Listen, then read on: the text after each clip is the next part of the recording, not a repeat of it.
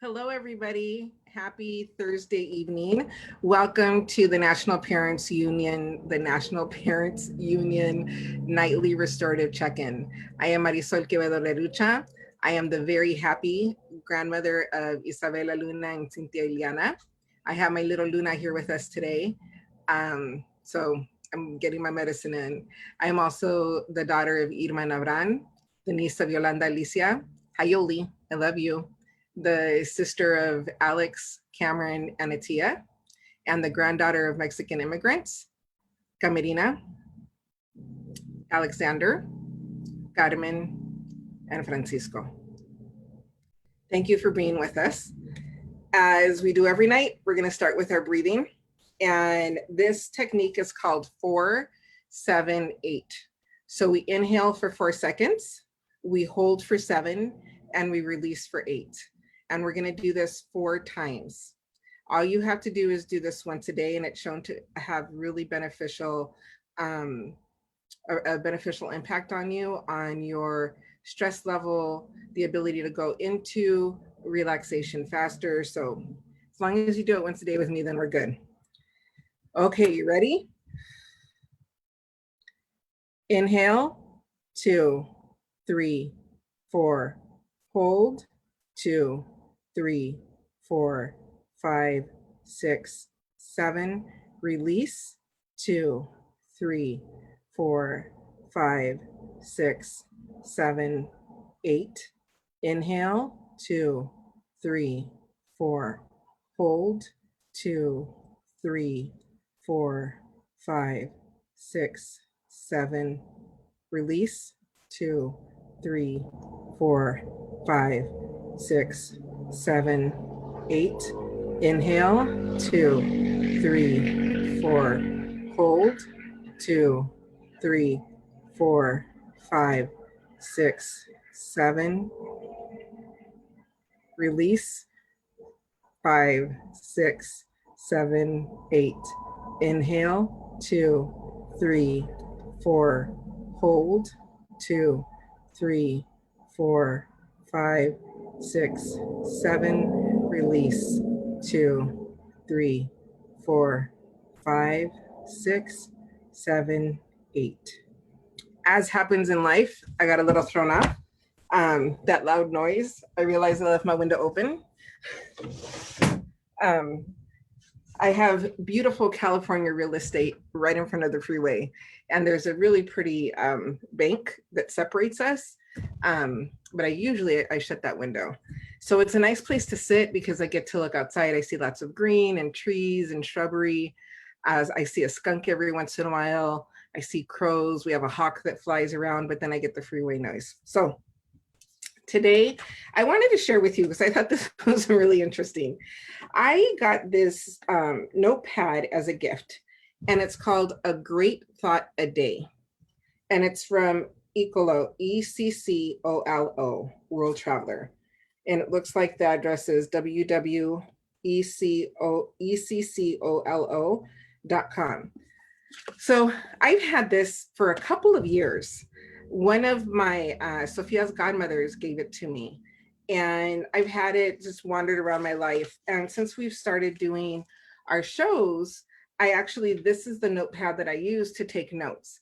So as my guests are talking, I'll be writing down notes, things that I either want to remember or capture, or a question that I have, something that I want to make sure we expand on. And they have these really beautiful quotes on them. And so sometimes I'm reading it and I stop and I look at the quote. So as I was preparing today, this was the quote. Let me give you a little bit of context. So I was in a meeting, and during the checkout of the meeting, we were talking about what we hope is going to be one of the beneficial things that we carry with us out of quarantine. And there were some really beautiful, hard conversations around a reemergence of ownership of ourselves, a reconnection with ourselves, reconnection with our family, also a rebirth of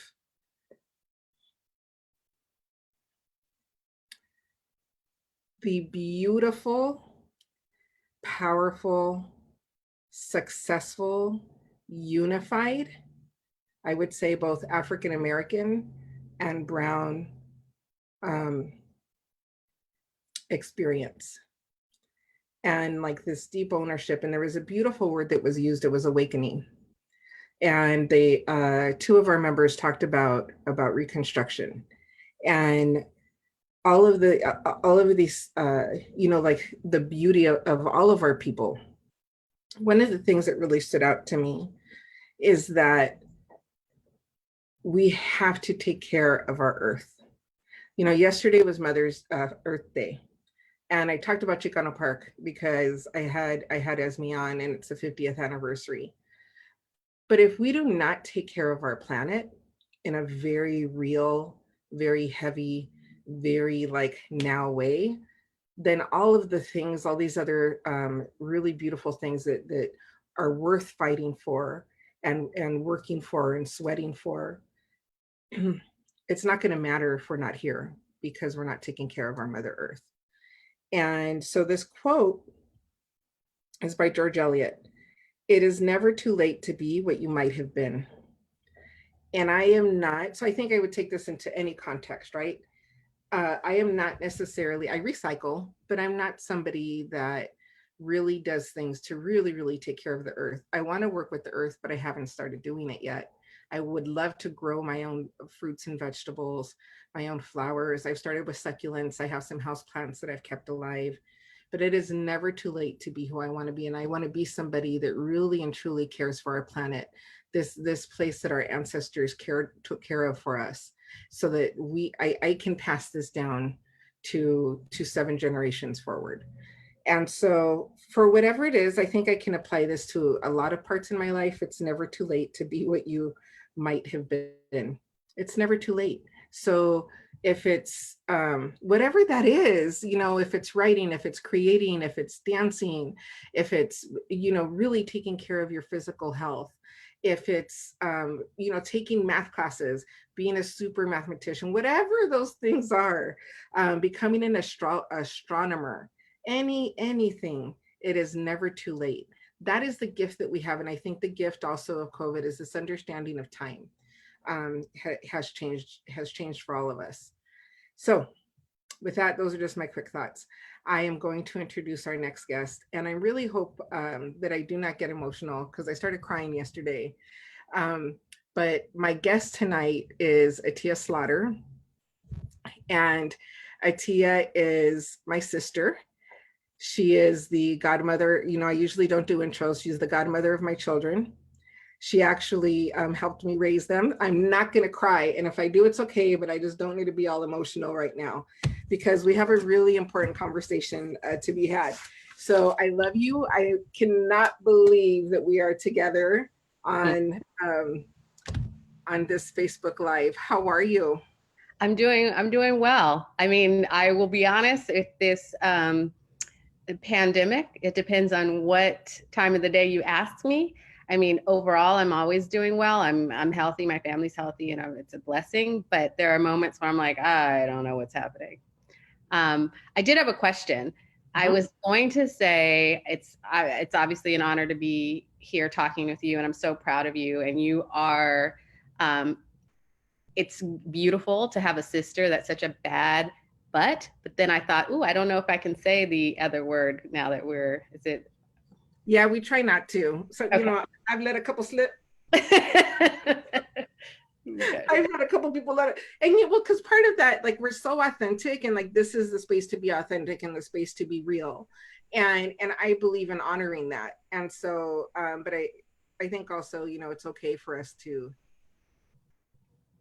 try to edit ourselves. But if it slips out, it slips out. It was meant to be said. Okay, good to know. Yes. So, can you tell us a little bit about yourself? Sure. So, I live in Los Angeles with my husband and our soon-to-be legally adopted son. We actually just found out that the court date has been pushed, obviously, as a result of what's going on with the pandemic. He's 8 years old. He's a beautiful soul. He is making us young. He He actually only officially moved in on February 24th. So the majority of his stay has been during COVID-19. So that's been an interesting experience. Um, he has some health concerns. He has type 1 diabetes. And I shouldn't say it's health concerns because he's very, very healthy. It's just a matter of really paying attention. It's something that has to be I think like addressed. pre-existing condition. He has a It's pre-existing condition that he has a you really pre-existing. have to be careful with. Yes, we definitely have to. We have to be very, very careful with. I was talking to his attorney yesterday, and she said that he is medically fragile, which is very true. Like when you put people, like when you're officially putting things on documents, that's the term that they use. But I also got very sensitive for that to that because he is learning to accept that he has type 1 diabetes. He doesn't like being different, and he's extremely capable. He's very active. He's a little foodie, which I love. So I don't want him to think that his diabetes is something that's going to hold him back. As long as we're taking care of it and he's involving himself and being healthy, then he's fine. So let's talk about this journey of motherhood, because this is your first child. Yes, So can you talk about the journey and the process that you've gone through to this point? absolutely. So my obviously you're my sister and you had kids for us, and for a long time those were the only kids that I had. um, and there are different phases in my life that I was, I would think about having kids and wanting kids. Sometimes I thought about birthing children, and there were moments that it seemed like that was what I wanted, but realistically what's always been in my heart, even as a young person, is to create a family in a way that was a little less traditional. So when my husband and I first started dating, we started dating a little bit older. We were in our mid 30s, and we had a conversation about having kids. And my husband was like, "Well, whether we have kids or not, I'll be happy. And if we have kids, whether we have kids biologically or adopt, I would be happy." And that was such a relief for me because I've dated people in the past that felt it was really important that the children were biologically theirs. So anyway, we started the process of trying to adopt when we lived in Atlanta, Georgia. And at that time, we went through the county and private adoption just to kind of get an idea of what was what.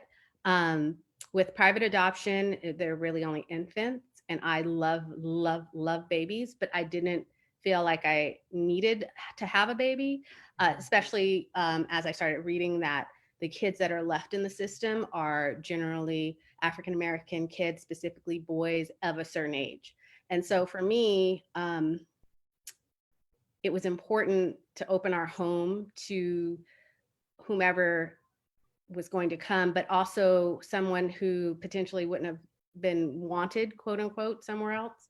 So we started our process there. The county, working with the county in Georgia was much easier for us than it was in California. And then we got through the process and we were getting ready to open our home, and my job transferred me to Los Angeles. So we came to Los Angeles. We started the process over. And when I say process, it's a series of classes. It's all of the certifications, fingerprinting, DMV records, like anything you could imagine, they make sure. Physical, you have to go through a physical. I have to go through a physical. If you have any sort of, I see a therapist, I think it's very important to see a therapist. I had to have the letter from my therapist saying that I was, a decent person and potentially wouldn't hurt the children. And while we know that all of those things are very necessary, people should not be put in homes with people that are, significantly very unhealthy mentally or can't care for them properly. There's also a bureaucracy that there's a lot to do that is some of it felt very unnecessary and could potentially turn people off from going through the process. So anyway, we went through all of that, and the last thing to do was to do our home inspection. And because we only had one bathroom, and to get to the bathroom you had to go through the bedroom, our house failed, which means that we weren't eligible and we had to start over. It wasn't a like, okay, when you move, we'll look at your house again. No, it was, you have to start the classes over. You have to do the DMV, the physical, all of those things over. So that was a very heartbreaking for me because it's very exhausting. At the time, I was working a job that I had to travel a lot. So I would fly back and down on Saturdays to take the classes, and really, really worth it. I'm not trying to complain in any way, but it very, very involved. So we took a break for a year, and then we were moving anyway. And so once we moved, we started our classes again. And this time, instead of going straight through the county, we went through an FFA, which are these companies that are businesses that are licensed from the county to do the training and do the inspections and kind of offer a little more support. Because to their credit, the county workers, all of them that I've ever dealt with, are amazing people, but they have too much work to spend the detailed amount of time that you need kind of learning the process. They're overburdened. The system is overburdened. But anyway, so we went through the FFA.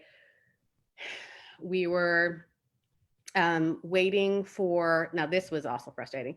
We were because we had lived in Georgia within the last 5 years, we had to get a certain clearance from the state of Georgia, and the state of California was backed up in getting the clearances done. So it took, after we did everything, it took another 8 to 10 months before we actually got cleared in order to be certified, in order to start the process of fostering to adopt. Yes. So how many years in total? You know, that's a good question, because I can't remember when I moved to LA, honestly. I guess I moved to LA 4 years ago now. So it was over we've been doing this for over 4 years. Yeah. Mm-hmm. Yeah. And so you work for an amazing company, and we knew that your son was coming. And so you were starting to get prepared for this shift from being, and you and your husband are, you've been married, you've been together for a while, but you're almost newlyweds. Yeah. Yeah. Right. And so like you're making the shift, and both of you are not, you're no longer in your 20s. Okay. And so like you are set adults. And then, you got the match. Mm-hmm. You met your potential future son. Everything went along. You got through the process, and then you got the date for him to come. So can you talk about that? Yeah. So actually, what's interesting is all of the trial and tribulation ended up being exactly what we needed, because we wouldn't have been matched with our son if we had gone through it any sooner. He was actually matched with someone else, and unfortunately that didn't work out. So then, and it's a long story, but basically he was matched with another family in the FFA that we're involved with, and that family decided that they no longer wanted to continue that route for personal reasons. And so because we had heard so much about him through the family, we were interested in meeting him. So had we not had this crazy journey, we wouldn't have met him. But basically, I work for a tech company, which is amazing. And that's the other thing about the journey. When I first started this, I did not. I worked for 2 other companies in the process of doing the foster to adopt. And neither of those other companies had a system where once our son was given to us, that I would have been able to take maternity leave. I only would have been able to take maternity leave after the official adoption. And when you do foster to adopt, you don't actually have the date yet. So in retrospect, it was also perfect timing, because for bringing in a child, especially an 8-year-old, into your home, it's new for everybody. And to be able to be there is such a gift, to be able to be there in terms of time and create a system and create a system of like consistency and structure is, I'm so grateful. So the tech company, their philosophy is you're a parent anytime a child comes into your home, however that is. I actually just was talking to my HR rep today, letting her know that adoption date is moved again. And she was like, you're still a mom, so it doesn't matter. You take maternity leave, you take as much as you want. And it is a blessing. It is a privilege. I work for a company that allows you to take up to a year of maternity leave. I am not comfortable taking that long because I am a workaholic and things change so quickly in the tech industry that it's important that I'm there just to kind of keep that going.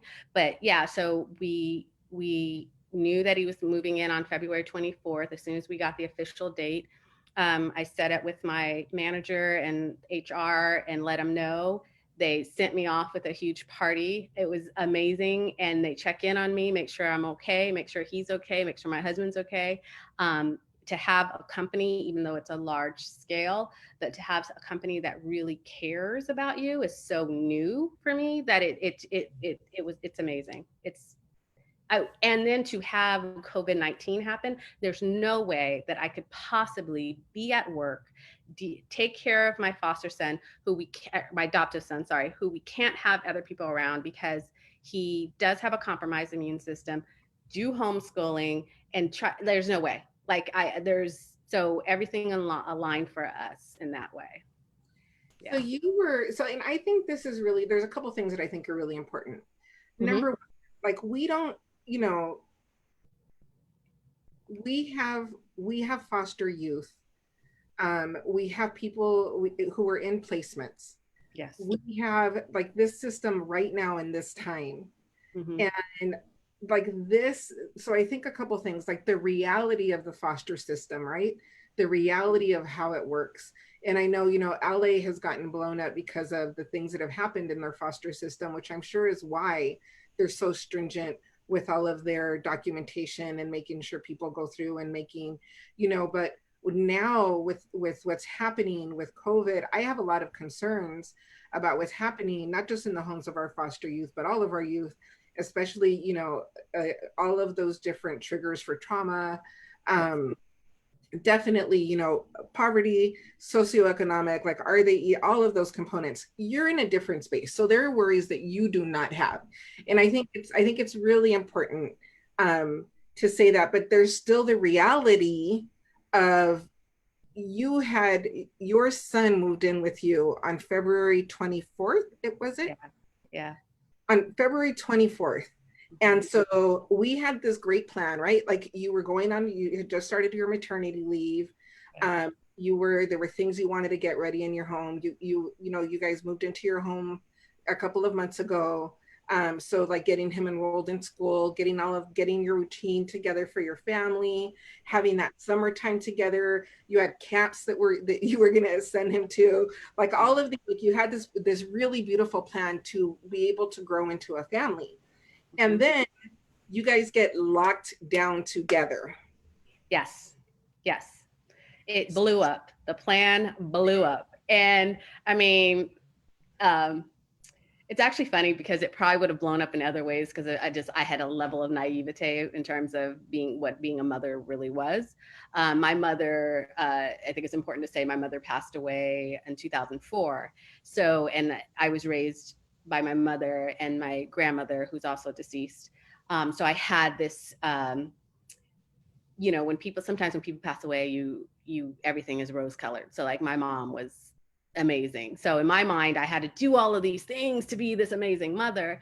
But so it probably would have blown up anyway. But yes, we had a plan. We had, it was also going to be, because I am a workaholic and I work so much, it was going to be a time for me to reset while he was in school and do some stuff for my physical and my mental health too. So there were all these things that I was going to take advantage of, and they all went away.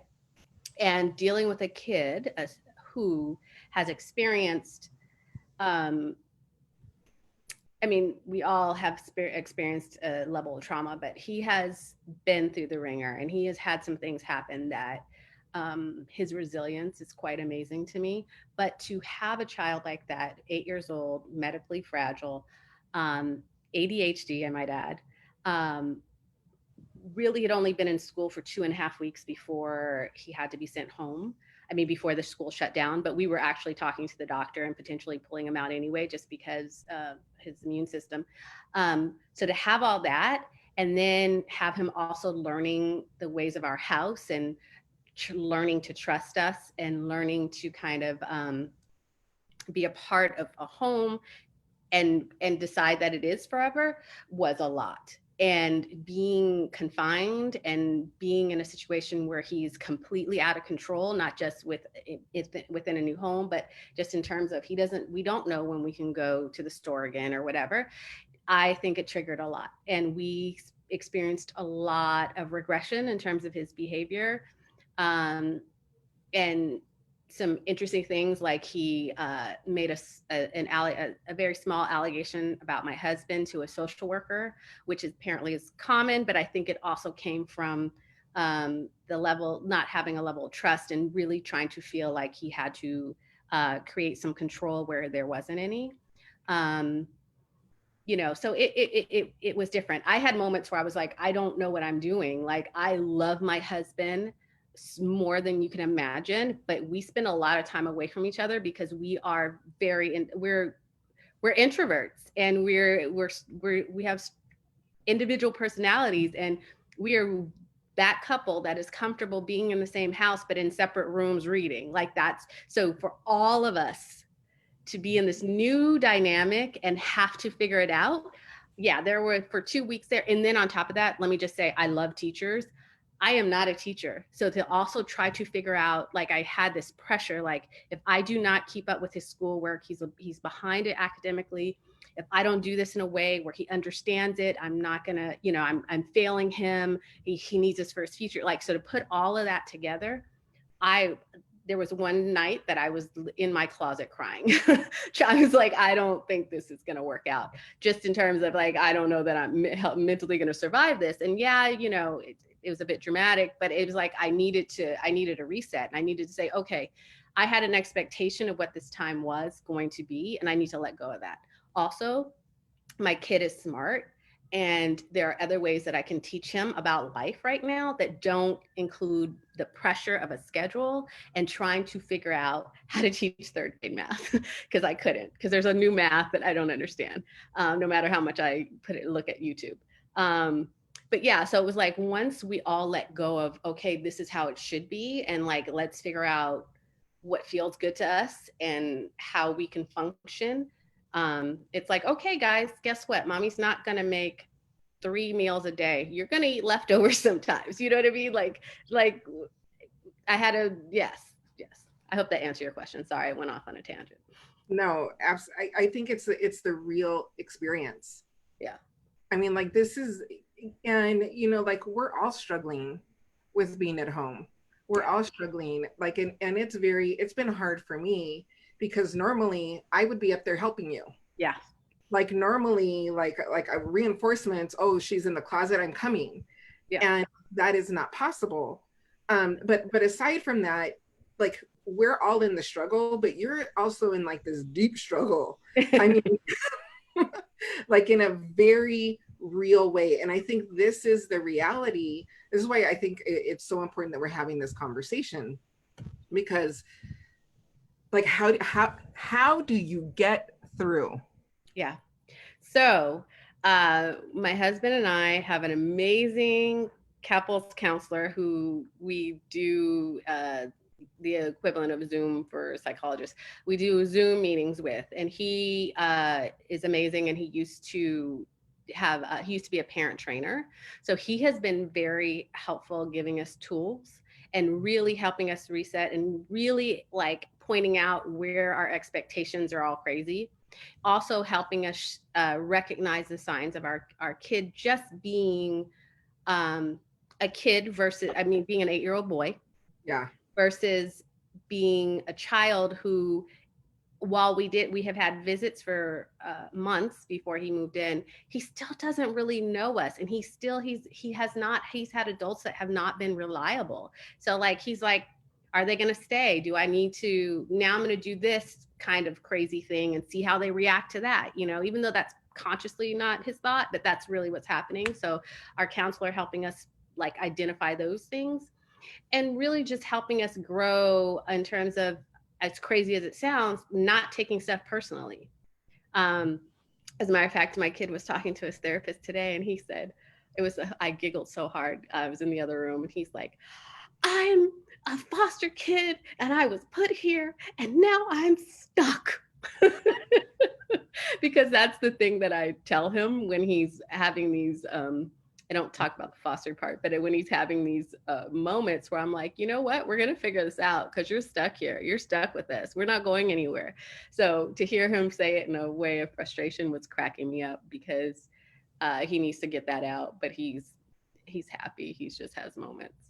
But yeah, so just having that team kind of help us with that, having his therapist, he has a therapist, he has a whole team.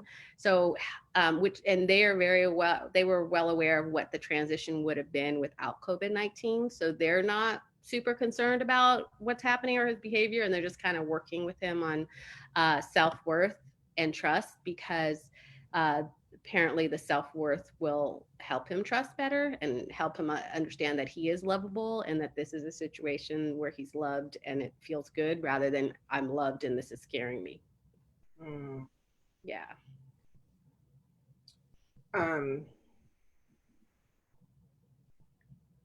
I kind of want you to share a little bit more about like the realities of and some of like the struggles and how you deal with those. Because so here's the thing, and I've told you this, but the reason why I want you to share is that there are also things that just being a parent that you deal with. Yeah. And some of the, and I think that's part of, like you were saying with the therapist, like helping you guys differentiate. Like it's simply like, you know what, like being a parent is hard. And this would have been hard. Like, and you do not, girl, you know this. Like our daughters are very different. Yeah. They may not necessarily have been like their personalities and their, you know, like you don't know what you're gonna get, whether it comes through you or they come to you. Yeah. You know, so can you share some of the other like the difficulties that you guys have had? Yeah.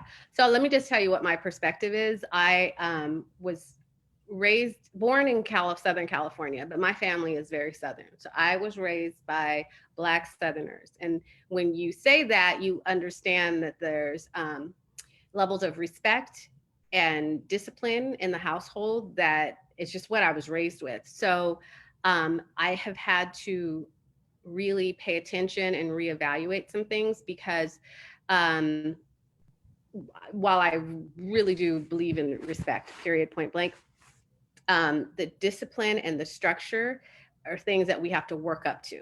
So our day, his med situation just changed, thank God. But our day would start out with trying to get him out of bed, which is something he doesn't want to do. And so I have probably a little amnesia about like my childhood, but I'm like, I remember my mom only having to say this twice and then I was up and ready to go. So what's going on? Like, get up. And then lots of resistance, lots of kind of language and tones that I would not have been allowed to have, but like talking through that rather than my knee-jerk reaction, which is like, hey, listen here, you know, I don't know who you think you're, you know, no, that's not what we're doing because this is a different situation. But you also part of that, you have that balance of like there are other people involved in you raising your child, and he is not your child yet. No, not so nope. So and there's a lot of pressure with that, like especially with him making an allegation against my husband, which was he said that my husband physically threatened him. And just to give the context, they were playing a game, like a well, I don't know, it was a game, and my husband did say something that now he understands, like something that he would have said to your kids because they would know that he was joking. And at the time, everyone's laughing, but when he said it to a social worker, it had a different response for us. And then there was like follow-up and all this stuff. And so for a while, my husband, and for a while, I would say it was probably during that first 2-week period of the COVID-19, but my husband and I were walking on eggshells because now we're concerned with the language we use around him. And when I say it wasn't, we're both very, conscious of how we say things. So it wasn't like my husband cussed at him or anything like that. It was really joking. So now we're like, oh no, we can't do this because it might be interpreted incorrectly. And then the other thing about my kid is, um, when he tells stories, he hasn't learned to give context yet. He doesn't. So he'll say something, and that took me a long time, a while to figure out. But he'll say something, and it's so crazy, and you're like, who did what? And then when you talk it through, you're like, oh, that's what he meant. So anyways, we were walking around in eggshells. It was not a happy home for a minute. It was actually to the point where my husband had really taken it personally, because they have such a tight bond, and they've had a tight bond for months, and have joked around for months. And that was one of the things our counselor had to help us with. The counselor was like, this is not personal. And rather than you taking it and having an emotional response, you have to just go, there's still some trust we need to work on. And that kind of made sense for us. Also, we're in a support group for foster with our FFA, with foster parents, and talking things through with them helps you realize that this is that's a very common thing. But the system is set up to take care of our kids. So if he makes an allegation like that, they have to follow through. The other thing that happened was our counselor said, everyone has worked hard to have him in your house. If they did not believe you were not the best parents for him, he wouldn't be there. So you have to change the way you're looking at this and believe they're part of your team. And that changed it for me, because I invite them all in. And we were on the brink of like, we don't know how to do this, what we should do. And it's like, he has an entire team. Let's just tell them, let's be honest. Let's be transparent. We don't know what to do here. We're not happy. We're walking around in eggshells. And so that also took some control back for us, because we are the parents and we are the folks that need to take care of him, not the other way around where we're all reacting to something he's done. But that was a hard one. That was really, really hard. And it was really hard for my husband. He does not bounce back in the same way that I do. But it's also hard because, as you stated, you were raised by in a very different way. And so it's a total readjustment. Total. Like it's a total 180 to what you're very like naturally the way that you're wanting to respond. It's just a total shift. It's a complete and total shift. I mean, it is helping me grow a lot. I will say, I forgot to say, years ago, before I moved over to the industry I'm currently in, I did work with kids that were in a level 12 facility. And at that time, that was just a level below being locked. And so they were kids that had not been successful in different foster homes. So being with those kids at that time in my life did help me figure out other ways of communicating. Well, you were in your early 20s, right? I was in my early 20s. Yeah. So it was a long time ago.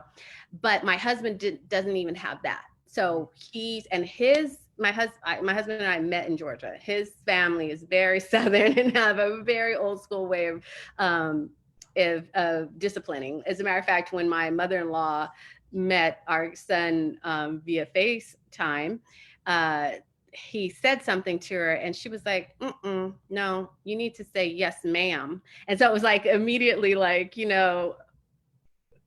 going to learn slowly, but it's definitely a different take on how to do things. Well, and your husband also hasn't really had a lot of exposure to kids.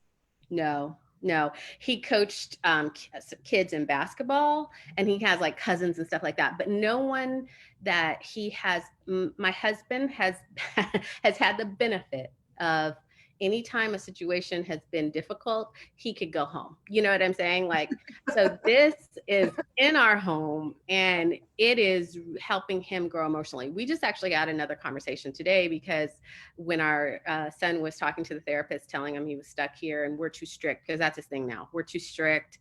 We are too strict with his homework. I had a really strong heart to heart with him, explaining to him that we have expectation for him and his learning. And I understand that there have been situations he's been in where that hasn't been the case, but that's not here. I like to call it like my Debbie Allen fame conversation, which is a whole nother thing. But like Debbie Allen in the beginning of Fame is like, and that's, I'm dating myself, but she's like, if you want fame, this is where you're gonna learn. But anyways, so that was hard for him. We also had a hard conversation with him this morning. He had a meltdown about I don't even know what the meltdown was about, but I explained it. He was like, "You're mad. You're always mad." And I said, "Don't label my feelings, because that's a way of you avoiding what your impact on the situation." So we're working on helping him understand how he impacts the world around him. And if he wants to have a good day, he needs to make certain choices. So outside of the diabetes, he's got a lot of trauma. He has bedwetting. So we've been trying to work on that. So basically our schedule for a while was meals. We have to have meals on time. We have to have our snacks on time. We have to do his insulin at least 3 times a day, sometimes 4, depending on what his blood sugar is, and in the evening. And then if his blood sugar is off on the evening, well, at the time of receiving him, his paperwork didn't say that. It just said you had to also check his blood sugar at 2 a.m. So every single night at 2 a.m., we'd been checking his blood sugar. So on top of everything else, we were having broken sleep. So that was not also making a happy home. We are two tired parents, because I would take it, or my husband would take it. But if someone gets up at 2 a.m., then we're both up. But that is actually now officially changed, thank God. So now we're all going to get some sleep. Although my kid is now doing something where he also has extreme fears. So he doesn't like being alone. He doesn't like the dark. He doesn't like all kinds of things. So he's struggling going to sleep. He has nightmares, which apparently he's had in the past, but they've resurfaced now. So like the other night, he woke up at 11:30, and I just happened to be in the family room, and he came in and he was just crying, and he actually doesn't remember waking up, thank God. But it was like heartbreaking for me, because he's struggling with things that he isn't able to process just yet. But yeah, so we had, it's just been an adjustment. Like normally, like if I had your kids when they were younger, which I used to have, I could be like, you know what, I'm just making you a peanut butter and jelly sandwich, and we're not going to worry about it. But I have to be way more thoughtful when it comes to his food and his nutrition intake and his carb intake. And I have to be on time. I cannot forget. We had a situation the other day where we were just going, and I looked up and I was like, oh my God, he has not had lunch, and his blood sugar was really low. And that's dangerous. So there's that kind of level of consciousness I have to have, which is different. You are amazing. Did I talk too long? Absolutely not at all. You're just absolutely amazing. So I think like talking about it, like all of the things. All of the things. Aside from the Oreo cookies that you have hidden under your sink. I don't have them hidden anymore. They're gone. I've eaten them all. I'll send you some Oreos. What are some, like, how are you making it through? Because Atiya, this is a lot. Yes, it is a lot. So one of the things, being a true introvert that has to recharge, I had to make a decision to stop feeling guilty about taking a minute. So, because I was doing, like, I didn't want to burden my husband too much, because he and I are very similar, but for some reason I thought it was okay for me to be exhausted and not him. I don't know. But anyways, so I have started taking breaks during the day. I have to sit outside. We are so blessed to have an outdoor patio area, because that was the other thing, by the way. In the beginning of this COVID-19, it was raining every day, and it was like, I can't do it all. Like, I need some sun or something. But we're blessed enough to have a patio area. So I sit outside and I just take a minute, and whether that's like drinking some tea or not. As a family, we do yoga together every morning. We're not very good. It's like this beginning yoga thing, but it's something that we all have gotten kind of used to and excited about. So that's been really helpful. And then for me, honestly, and then talking to you, Madi and I talk a lot. Yeah, but there was a time I mean, there are sometimes there's that we don't, and it is not usual for us not to talk every day. Yes. And it happens when either of us are traveling, because we both travel a lot, and that's when we kind of get out of sync. But when we're both home, like, we talk every day. Every day. And I remember telling you, like, Daniel had asked me Sunday, I was like, I haven't talked to her today. And he was like, her husband. We talked so much that her husband was shocked that we hadn't spoken. Yeah. Is something wrong? He was like, is something wrong? And then also, that day that you guys wound up taking a nap because you would have been up all night, and you were answering me, I was like, I wound up calling your husband and waking him up to make sure that you guys were all okay. Yeah. But that to me is also a sign, right? Like, yes, absolutely. Absolutely. Absolutely. Madi said something funny to me the other day because we were on. I'm Madi, by the way. That's what my family. That's okay. Oh, I'm sorry. We were on FaceTime, and she could see my kid and my husband in the background, and she was like, "Do you think when this is all over, we're all gonna have to stay with our family all the time?" And I was like, "Absolutely not. That's not the type. That's not the personality I have. It's not the personality my husband has." So for me, it really is important to take time to myself, even if I'm just sitting, not doing anything. That's been really helpful. I started walking again because I've gained a ton of weight. So that's been really helpful. And then I started journaling again. And that's been a saving grace because I've got to get out all of the things that I worry about. I'm a little bit of a worrier if you can't tell. So those are the things. I just want you, and I'll tag you on it. But I had last Friday, I had to record. I didn't record it. Sasha, thank you, our amazing producer, for recording it. But I had a conversation with Otto Costino, who talked about journaling, and he actually sent me a whole bunch of resources.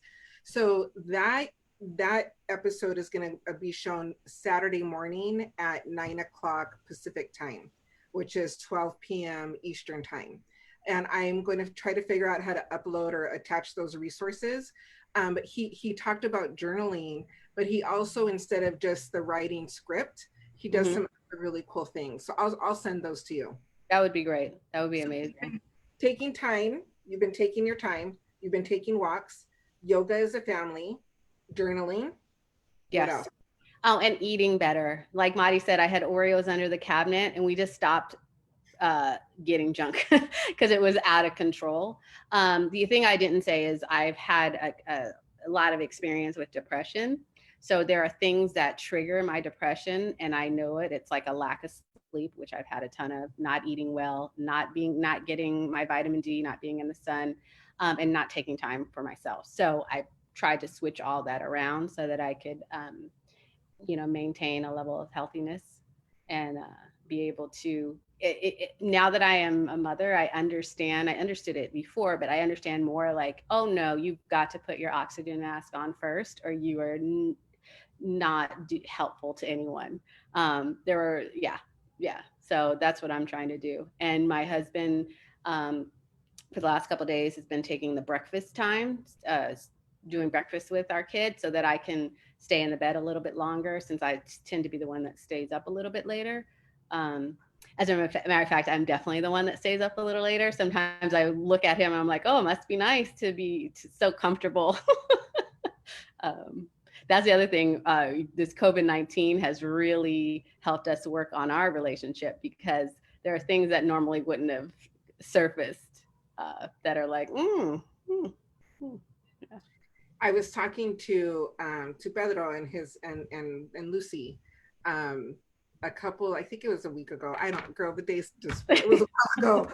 But one of the things that I loved about what he said was, he talked about, like, really being observant with the people that you're living with your family, with your, like, oh, like something's not right, like doing that check-in. And I think that, and then being together, you don't have really, like, to really try to have a healthy, whole, happy household. Yeah. You've got to be paying attention to each other and checking in and having those conversations. And I think part of what also is helping is what you guys call the boardroom. Oh yeah. Yeah. That's funny. That just came up when you were saying that check-in. We call our bedroom the boardroom because our kid can't hear anything that happens in here, thank God. So we check in and we talk things out in the boardroom because we want to make sure that we're on the same page when we're presenting and living life and not, in disrespecting each other in any other way in front of our kid. So we check in and we have serious conversations. I mean, one of the conversations was, can we really do this? I hate that that was something that really came up, but it needed to in order for us to get to where we are now. And that was we had to hit the boardroom a couple times to talk that through. Yeah. So I wanna go back to one more thing because it's calling on my heart. So earlier you had shared, your mom passed away, your grandma Mhm. passed away, Mhm. and so how has mothering been with them on the spirit in the spiritual world? It's bittersweet. It's like my wedding. Like it was, it's like I wouldn't be here without them. But being here without them sucks.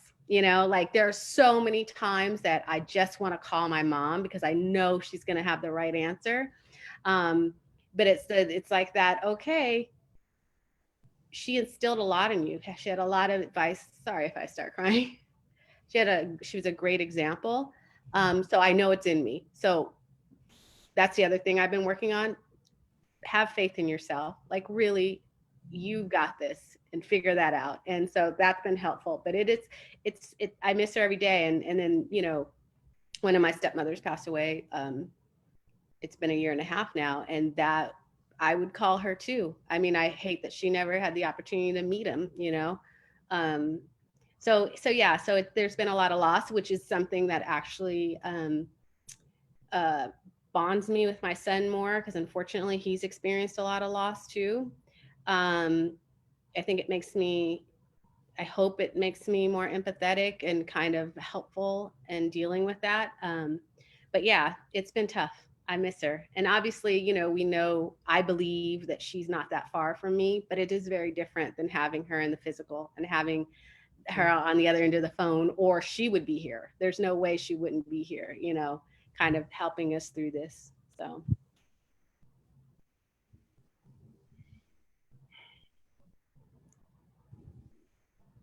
and I will say she would not, she would tell that little monster exactly what it was when it was. She would not be walking on eggshells, but Well, and your mother was a psychologist, she was. She was. Dr. Sharon Grant Henry. Yes, she was. She She was was. a psychologist. She would have had this all worked out, and she would have had that team of his worked out as well. Yes. Yes. Yes, she would have been an amazing advocate. Yeah, absolutely. So before we go, so the National Parents Union is a group of parents from across, so it's different organizations and parents throughout the country who are advocates, activists, agitators, like really, really putting in the work and elevating the voices, specifically, to address all of the inequities and disparities for our Black, Brown, and also like our special populations, our students with special needs. And I think, like you had shared earlier, you're not a teacher. I'm the educator in this family, right?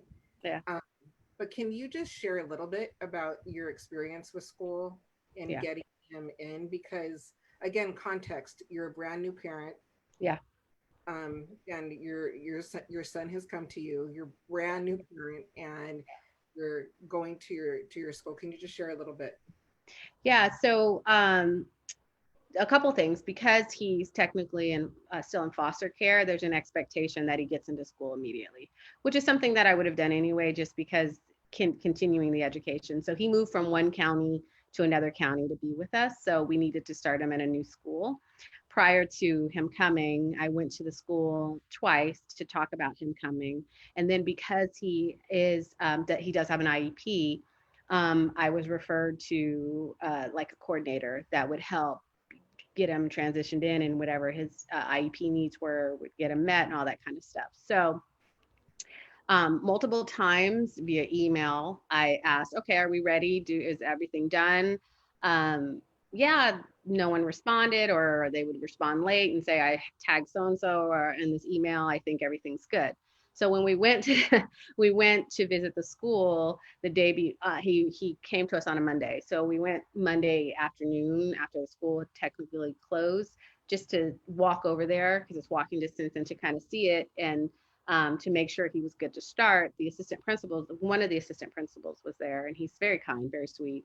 And he was like, no, he's not ready to go. We don't have a nurse, because we didn't order a nurse because we didn't know for sure if he was starting, or not order, book a nurse, sorry. And they were like, and you haven't filled out this parent enrollment packet, which is an obvious thing that I would need to fill out. But and it had been mentioned to me early on, but since someone else took over and was doing the coordination and getting his stuff moved over from his old school, and I was saying, are we ready to go? I assumed that because of he had special circumstances, also being a foster child, there are things on the parent enrollments that I don't have access to, like his birth certificate and things like that. Anyway, so they were like, unfortunately, he can't be enrolled the next day, but please bring him and come in the morning and we'll give you a packet. The assistant principal was like, I don't even know where they keep them. Fine. So we went the next day, and actually the assistant principal said, oh, someone in the office said that she already gave you a packet and you never returned it, which isn't true, because when I went initially, she was like, I can't give you a packet until you show proof of address to make sure this is your school. And I was like, well, what does that proof look like? Because we had just moved, so it wasn't in my driver's license. She was like, it has to be a utility bill. I said, well, I said, will you take an email? Because we do all our bills online. We don't have anything mailed to our house because it's 2020 and that's how we live. And she wouldn't tell me everything I said. She's like, that's not good enough. But I kept saying, well, what is it that is good enough? Which is one of the reasons that I sought out help with a coordinator to help us get in. Long story short, the next day when I went to get the enrollment, she was she was not pleasant and accused me of having a packet already. I had to remind her of the situation. And then she gave me a packet that wasn't even specific to the school. So it wasn't like, I thought it was just a general LAUSD packet. I thought she was withholding it because if I submitted it, it meant that he was going to be enrolled in that specific school. So there was really no reason other than her policy, which I get, but it's a different circumstance. I did not birth the child. He's not, you know what I mean? Like, I don't have all those things. Anyway, so then we go through that, and then it still took a couple of days because they had to get a nurse. So, and then his first day was going to be, I think, on a Wednesday, and that his class was going on a field trip.